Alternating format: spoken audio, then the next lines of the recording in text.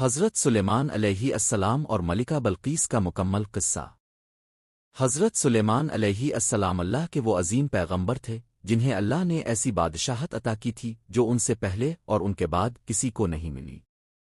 اللہ نے ہواؤں کو ان کے تابع کر دیا تھا، وہ پرندوں کی بولیاں سمجھتے تھے اور انسانوں کے ساتھ ساتھ جنات بھی ان کے زیر اثر تھے۔ ہدہد کی غیر حاضری۔ ایک دن حضرت سلیمان علیہ السلام نے اپنے لشکر اور پرندوں کا معائنہ کیا تو دیکھا کہ ہدہد غائب ہے۔ ابن نے فرمایا کہ اگر اس نے غیر حاضری کی کوئی معقول وجہ بیان نہ کی تو میں اسے سخت سزا دوں گا۔ کچھ ہی دیر میں ہدہد حاضر ہوا اور کہنے لگا، میں آپ کے پاس ایک ایسی خبر لایا ہوں جس کا آپ کو علم نہیں۔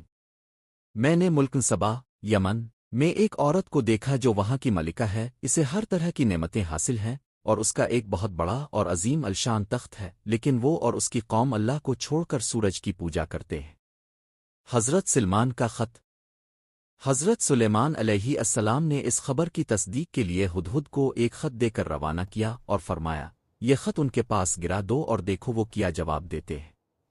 ہدہد نے وہ خط ملکہ کے پاس گرا دیا۔ جب ملکہ بلقیس نے خط پڑھا تو اپنے درباریوں کو جمع کیا اور کہا، اے سرداروں، میری طرف ایک معزز خط بھیجا گیا ہے، یہ سلیمان کی طرف سے ہے اور یہ کہ شروع کرتا ہوں اللہ کے نام سے جو بڑا مہربان نہایت رحم والا ہے، مجھ پر سرکشی نہ کرو اور فرما بردار مسلمان بن کر میرے پاس آؤ۔ ملکہ کا مشورہ اور تحائف۔ ملکہ کے درباریوں نے جنگ کا مشورہ دیا، لیکن ملکہ بلقیس بڑی سمجھدار تھی۔ اس نے کہا کہ جب بادشاہ کسی بستی میں داخل ہوتے ہیں تو اسے اجاڑ دیتے ہیں۔ اس نے فیصلہ کیا کہ وہ پہلے کچھ قیمتی تحائف بھیجے گی تاکہ سلمان کا امتحان لیا جا سکے کہ وہ دنیاوی مال چاہتے ہیں یا وہ واقعی اللہ کے نبی ہے۔ جب ملکہ کے سفیر بیش بہا تحائف لے کر پہنچے تو حضرت سلمان نے انہیں دیکھ کر فرمایا، کیا تم مال سے میری مدد کرنا چاہتے ہو؟ جو کچھ اللہ نے مجھے دے رکھا ہے وہ اس سے کہیں بہتر ہے جو تمہیں دیا ہے۔ اپنا یہ مال واپس لے جاؤ، ہم ایسے لشکر لے کر آئیں گے جن کا تم مقابلہ نہ کر سکو گے۔ تخت بلقیس کی حاضری۔ جب ملکہ بلقیس کو اندازہ ہوا کہ سلمان کوئی عام بادشاہ نہیں ہے تو اس نے خود حاضر ہونے کا فیصلہ کیا۔ حضرت سلمان نے کہا کہ ملکہ کے پہنچنے سے پہلے اس کا عظیم الشان تخت دربار میں منگوایا جائے تاکہ اسے اللہ کی دی ہوئی طاقت کا اندازہ ہو۔ ابن دربار میں پوچھا، کون ہے جو ان کے آنے سے پہلے تخت لائے؟ ایک طاقتور جن نے کہا، میں اب کے دربار برخاست ہونے سے پہلے لے آؤں گا۔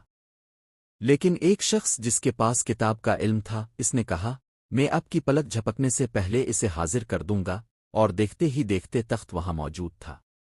محل میں آمد اور ایمان۔ جب ملکہ بلقیس پہنچی تو اسے اپنا تخت دکھایا گیا جس کی شکل تھوڑی بدل دی گئی تھی۔ اس نے اسے پہچان لیا اور حیران رہ گئی۔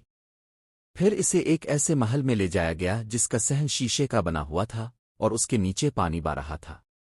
ملکہ نے سمجھا کہ سامنے گہرا پانی ہے، اس لیے اس نے گزرنے کے لیے اپنے کپڑے اوپر اٹھا لیے۔ حضرت سلمان نے فرمایا، یہ پانی نہیں بلکہ شیشے کا فرش ہے۔ اس وقت ملکہ بلقیس کو اپنی غلطی کا احساس ہوا اور اس نے پکار کر کہا، اے میرے رب، میں نے اپنے آپ پر ظلم کیا، اب میں سلیمان کے ساتھ اللہ رب العالمین پر ایمان لاتی ہوں۔